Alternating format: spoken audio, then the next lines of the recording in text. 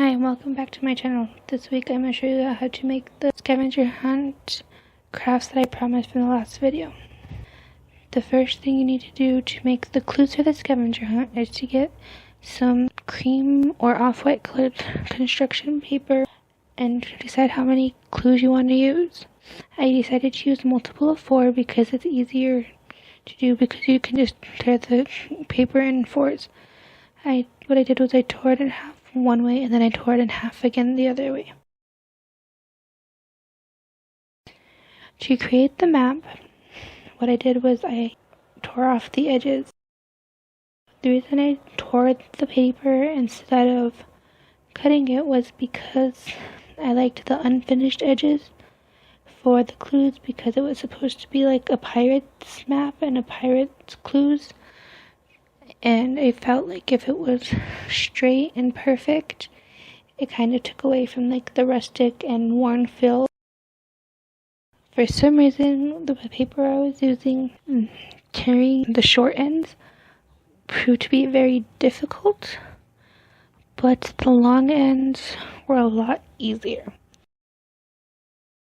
It's okay that they are very ragged. Again, it adds to the ruggedness and the outdoorsiness of it all. Once I had all the papers cut to the way I liked them, I decided I wanted the papers to look more worn and more dirty, to make it look like they had been out in the outdoors and waiting for somebody to find them. So I used wet coffee grounds and a paintbrush to give them that more tattered feel. The technique I used was just to stick the paintbrush in the coffee grounds and just kind of paint with it. This is a personal thing I did. You can do however it works for you. You can try different techniques, different products. I found that coffee worked for me and it gives it a dirty feel. I made sure to wipe them off into like a paper plate or something to dispose of them so that they didn't stain anything in my room. I did this to the small pieces as well. I did it to both sides of all the pieces. This step can be skipped if you don't want to add this to it. This step is optional. I just thought it added and gave it more of a realistic feel. I really liked the texture that the paintbrush gave to the paper with the coffee. It gave it more of like a scratched and worn look, as if the paper had been weathered. After all of the papers are completed, I got brown paint. Mine happened to be burnt umber. It can be any kind of brown. I took each of the papers and just used a paintbrush and painted the edges brown. It doesn't have to be perfect. I kind of just went along the edges. I wanted it to have like kind of a burnt look almost. I wanted it to have the burnt look without using actual fire. None of my lines were perfect. I liked this because one, it was easy to do, and it was less stress than having to try to make perfect lines. And crafting should be fun and less stressful. And two, I work with 4-year-olds and a 2-year-old, and I figured they weren't going to notice the difference if it was perfect or not. They were just going to have fun with the scavenger hunt, and they were just gonna enjoy it and destroy the clues once we were done anyway. Something you can do if you have the means, or if you have it, is once you're done with this point, before you get to the step of writing on them, is laminate these. I don't have a laminator, so I didn't do this step, but that would be a step so that you can reuse them. If you do end up laminating them, when you write on them, I would use dry erase markers. That is entirely up to you. Again, here I was just going over the edges, not making it perfect. And when I did turn it, I did both sides of each of the papers. I did it for the one of the map too. And yes, I did end up getting lines and stuff on the paper from where I was putting it on wet paint, but that's okay. It adds to the rusticness and the messiness of this whole project. Once all of the pages are painted on both sides and dry, it's time to write. couple of things I try to do when I write my clues is remember the age of the children, do stuff that they'll enjoy, and do stuff that works with what they're working with. This scavenger hunt for me is a lot about their listening skills and their following directions. The last one I did included a lot of numbers. This one's including a lot of like directional things like above and below and under. I had mine written out ahead of time on my phone.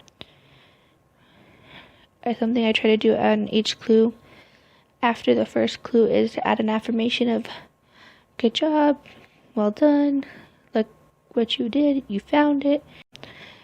And I also like to use the rhymes in all of my clues because it makes it a little bit more fun for them. And again, at age 4 and stuff, they're working on rhyming in school. So the first clue that I wrote says, "Arg, mateys, you look like a scrawny crew. If you want to find my treasure, here's what you must do. Put these on and listen close. You will be given clues. Your first one is where the cereal goes." This clue will be given to them with some other pirate attire, such as a pirate hat, which the tutorial of how to make the pirate hat will be given in another video within the next week, as well as an eye patch, and if you have like a red bandana or anything else you can find that's like piratey. So again, after all of the clues are written out, the next thing I did was created the map. I also had a draft of this created beforehand so that I had an idea of what I was going to do.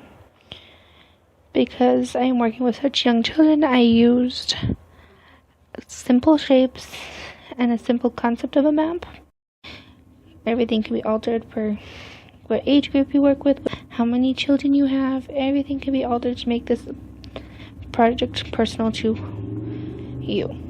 My map was simple. It was of our front yard, and it consisted of simple shapes such as lines, rectangles, and I focused more on the path that they were going to take versus where things were. So I drew out a rectangle for my porch, a rounded rectangle for my car, which is always where it is, and then there's a tree between the two, so I made a squiggly tree. But then I drew the path, so they're gonna have to follow the directions of the path, because of course you'll see where the treasure is, and they could just go straight for the treasure. But again, this is for following directions. I drew out the path with arrows pointing the directions that they had to go so that they can clearly see where they were going and how they had to go. I will also verbally be telling them what to do because, of course, they're young and they don't always follow things on the first try. But that's okay, as long as they are having fun, as long as you are having fun. That's what matters. Where the treasure is, I put a big X. I used white puffy paint to make it stand out a little bit. You can use a different color marker, you can use paint, you can use whatever you like. But I like to make the X stand out because that's what they look for when they're looking at a treasure map. And that's what makes it more exciting. You see where my treasure is because my front yard is really not that big. And it would have been boring to go straight for the treasure. So that's why we went on this big roundabout way. The following are the rest of my clues and another picture of my map. I hope you enjoyed this video. Thank you for watching. Please push the thumbs up if you like it. Subscribe if you want to watch more how-to videos. And please comment with what other kind of videos you would like to see. Again, thank you for watching, and I'll see you next week. Bye.